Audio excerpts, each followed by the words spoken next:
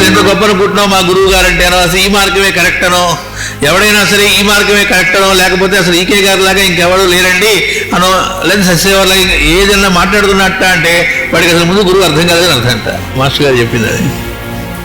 నిజమైన గురువు యొక్క అనుభూతిలో ఉన్నవాడు ఎక్కడ వెళ్ళినా తన గురువుని దర్శిస్తాడు. లేదు ఎక్కడైనా సరైన మార్గంలో ఎవరో లేరు, అది సరైన మార్గం కాదని కూడా భావించట. ఎందుకంటే ఎవరిది ఏ మార్గం కరెక్ట్ ఏదైనా చూసేవాడు పరమాత్మ, వాడు చూసుకుంటాడు అంతే తప్ప కొంతమంది అనుకుంటారు అయ్యో లోకంలో ఇంత అజ్ఞానం ఉంది, ఎట్లా పోతుంది వీళ్ళందరూ అజ్ఞానంలో ఉన్నారే అని అనుకోట. మాస్టర్ గారు అన్నారు, ఒకవేళ నువ్వు అనుకున్నా కూడా నీది జ్ఞానం అని గ్యారంటీ ఏంటి అన్నారు. వాళ్ళు అజ్ఞానంలో ఉంటే నువ్వు జ్ఞానంలో ఉన్నావనేగా. ప్లస్ ఒకవేళ జ్ఞానమే అనుకుందాం, నీకు ఎలా భగవంతుడు ఇచ్చాడో అలాగే వాడి టైం వచ్చినప్పుడు వాడికి ఇస్తాడు. దానికి నువ్వు తాపత్రయపడాల్సిందేమీ లేదు.